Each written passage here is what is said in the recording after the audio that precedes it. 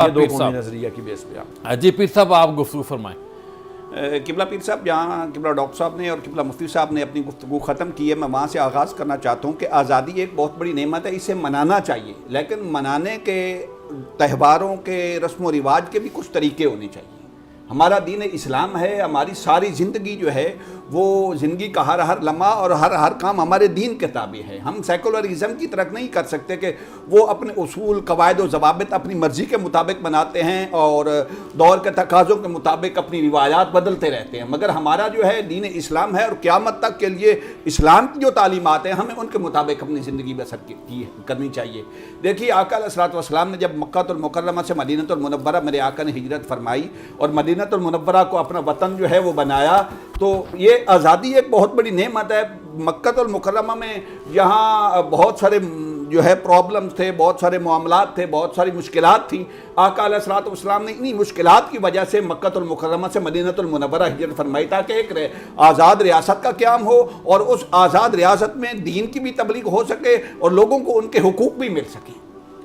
اور پھر مدینہ المنورہ میں آقا علیہ الصلوۃ والسلام جب تشریف لائے تو وہاں کے لوگ، مدینہ کے لوگ جو ہے مختلف تہواریں منایا کرتے تھے اپنے طریقوں پر۔ آقا علیہ الصلوۃ والسلام نے ان ساری چیزوں کو منع فرمایا اور فرمایا عیدین جو ہیں، عید الفطر جو ہے یا عید الاضحیٰ جو ہے وہ اسلامی طریقے سے منائی جائے۔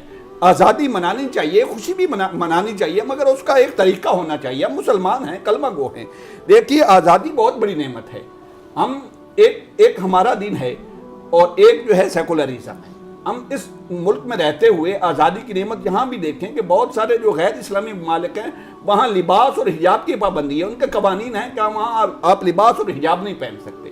ہم دین اسلام کے ماننے والا ہیں، یہ بہت بڑی نعمت ہے کہ یہاں جو ہے ہمارے لباس کی، ہمارے حجاب کی حفاظت ہے، ہم دین اسلام کے مطابق اپنی زندگی گزار سکتے ہیں۔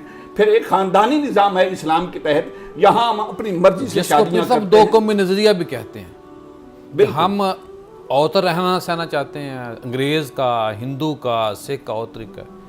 ہم ایک اللہ کو مانتے ہیں، وہ کئی خداؤں کو معاذ اللہ مانتے ہیں۔ بالکل۔ پھر ہمارا ایک خاندانی نظام ہے، نکاح کے تحت اسلامی جو ہے طریقے جو ہیں اور اسلام کے احکام کے مطابق ہم شادیاں کرتے ہیں۔ دیکھیں غیر اسلامی ممالک میں اس نکاح کے بغیر کون کون سی قباحتیں اور کون کون سے نقصان دہ جو ہیں معاملات ہوئے ہیں۔ پھر دیکھیے یہاں ایک رشتوں کا احترام ہے، والدین کا احترام ہے۔ آپ اگر دیکھیں ایک آزاد ریاست میں ہم اپنے دین کے مطابق جو ہے اپنی زندگی گزار سکتے ہیں۔ غیر اسلامی ممالک میں دیکھیے جہاں بے حیائی اور جہاں جو ہے بد نظمی اتنی ہے، والدین کو احترام نہیں، رشتوں کی کوئی قدر نہیں۔ پھر دیکھیے ہمارے ہاں معاشی اصول ہیں، سود ہے، جوا ہے، دھوکہ ہے، ہمارا دین ہمیں جو ہے منع کرتا ہے، ہم اس کے مطابق زندگی نہیں گزار سکتے۔ ایک غیر اسلامی ریاست ہے، غیر مسلم لوگ ہیں، وہ جو ہیں ان چیزوں سے وہ جو ہے اپنی جو تجارت ہے اس کو پاک نہیں کر سکتے، بلکہ آپ دیکھ رہے ہیں پوری دنیا میں سود پہ ہی ساری دنیا کا کاروبار چل رہا ہے۔ پھر دیکھیے آپ کہ بہت ساری ایسی چیزیں ہیں، تعلیمی نصاب ہے ہمارے اداروں میں، ہم جو ہیں وہ دین اسلام کے مطابق تعلیم دے سکتے ہیں، بچوں کی جو تربیت کر سکتے ہیں۔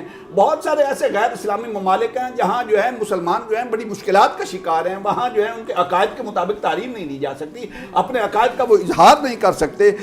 دیکھیے ایک چھوٹی سی بات ہے میں عرض کرنا چاہتا ہوں، آزادی کتنی بڑی نعمت ہے۔ آپ دیکھیں یہاں آذان اپنی مرضی سے ہوتی ہے، سبحان اللہ۔ یہاں مسجد میں ہم اپنی مرضی سے جاتے ہیں، یہاں دیکھیں نماز اپنی مرضی سے پڑھتے ہیں۔ دیکھیے اپنے ہمسائے ملک میں بھارت میں جا کے دیکھیے کہ ایک حلال جانور ہے نا گائے، ہمارے لیے تو حلال ہے، ہم اس کو ذبح نہیں کر سکتے ہیں، وہاں گائے کی آپ قربانی نہیں کر سکتے، قانون بنا ہوا ہے، قانون بنا ہوا ہے، اور وہاں قانون شکنی آپ نہیں کر سکتے۔ اور اگر وہاں اجازت بھی ہے تو وہاں ان کی جو ہے میجورٹی جو ہے وہ ہندو ہیں، غیر مسلم ہیں، مسلمان ان کے ظلم و ستم سے صحیح صحیح